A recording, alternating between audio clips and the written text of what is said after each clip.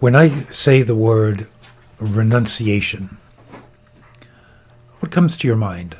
What kind of behavior, kind of patterns or thoughts fall under the rubric of renunciation? Is it something like self-abnegation, denial of pleasure, reduction of scope, reduction of opportunity, self-punishment of some kind? Are those the kinds of words that come up when you hear the word renunciation? The answer is probably yes, because I think those are certainly words that come up when I use the word renunciation, because we are flooded with the idea that happiness is the direct pursuit of objects, ideas, materiality, and that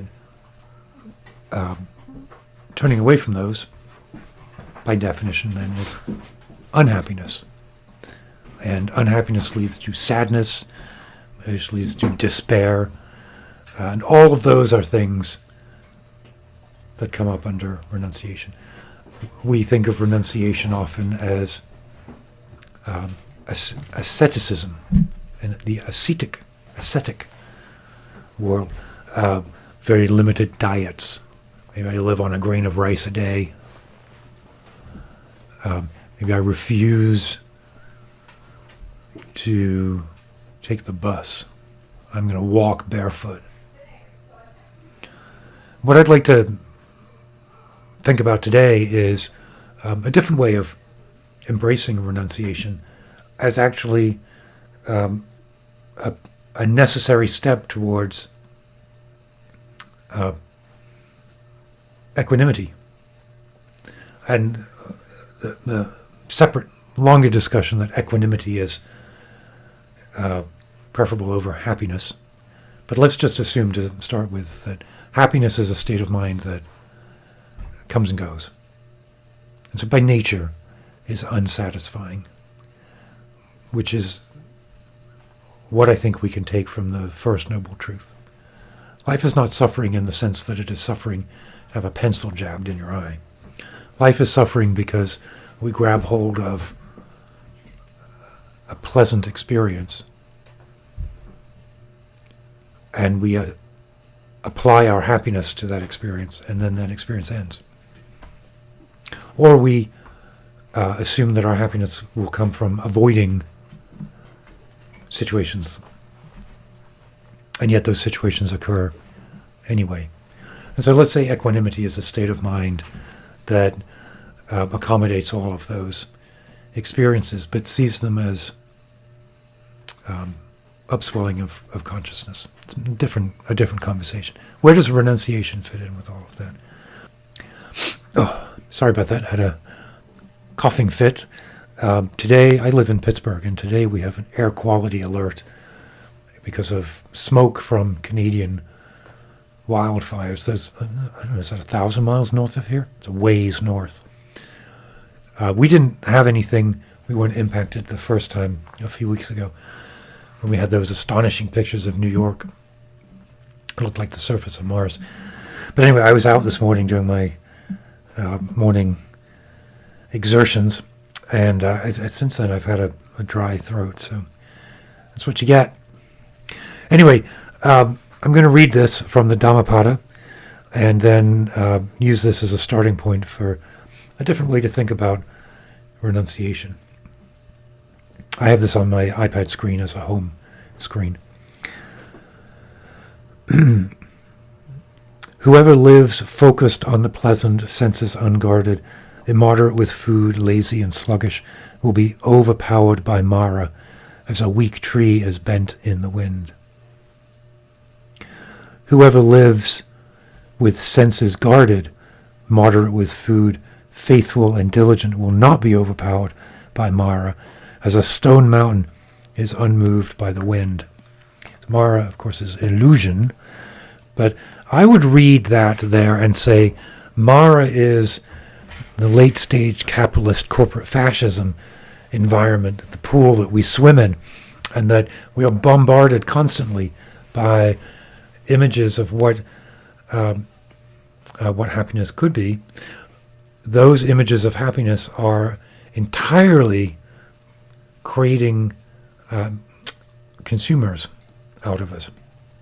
They're entirely dependent on our consumption of ideology, material objects, money to support that ideology and buy those objects, the transactional relationship of corporate fascism. And renunciation is the deliberate removal of my consciousness from that milieu. If happiness is defined, this is not new. It's just very relevant, very present to me right now.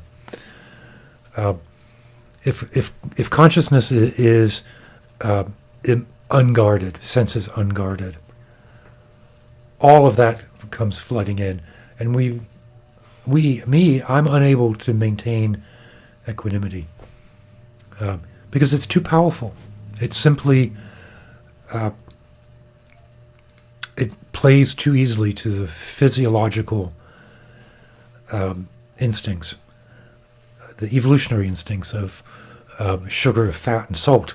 All of that is, and I don't just mean the food that we eat, I mean the ideas that we consume, the way that we consume those ideas, floods in and makes it impossible for me to recognize self as a construct of consciousness that ties together the immediate but is not underlying consciousness. The flood of input makes it difficult for me to remove the obscurations of natural state. It makes it impossible for me to avoid karma, to cleanse karma. I become a victim of the very initial thought. And this is by design. We all know that. The reason this is front and center on my mind and why I want to, put it out and have you think about it is, I spent 2 months, I was off work. Now, for a chunk of that, I was recovering from surgery on my head, so it wasn't like I was gallivanting around. But I had reduced capability to do things, to consume things. I didn't really leave the house. I didn't see a lot of people. I don't leave the house often anyway, and I don't see a lot of people. But I also was not online, hardly at all. I didn't watch YouTube videos, which is my main media consumption. I didn't read online newspapers. I read the New Yorker magazine, and I read that stack of books that I talked about a couple of days ago. And the physical mechanism of consuming data changes like that. McLuhan talks about this with the shift from oral to literacy. Our sensorium changes with the kind of information, the media of the information that we bring in. And when we say renunciation, what I am saying is no to that. Not locked in a room, not listening to Pod Save America, not reading Wonkat, not reading The Guardian, not doing Wordle. I don't mean that. I mean very precisely, guardedly consuming that information. And then always remembering, after I've consumed that information, to set aside the reaction that I'm having. Because that reaction is what prevents honesty and integrity. Honesty and integrity being a subset of the authentic experience.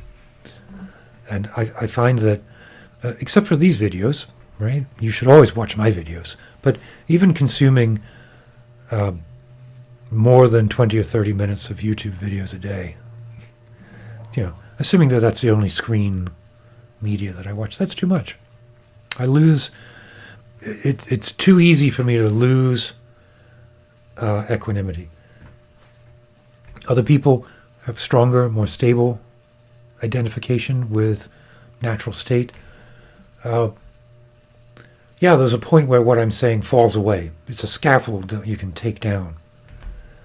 But under the rubric of renunciation is this control of the input that comes in, a ceasing to participate in a flood of experience and information that is only going to derail practice. It is, I've heard someone talk about renunciation as non-addiction. It might have been Joseph Goldstein who said that. Don't think of renunciation as forbidding, preventing, denying. Think of it as non-addiction.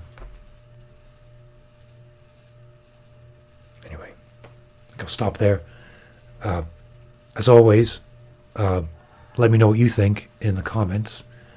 Do you have a different take on the word renunciation? Does it mean a negative, like a list of proscriptions? Or does it make sense to think of it the way that I'm trying to think of it here, that, I want to eat a more limited diet, not because I want to punish my body, but because too much of a good thing is not a good thing. So all this stuff is real simple, isn't it? Anyway, keep your wits about you, and I'll talk to you again soon.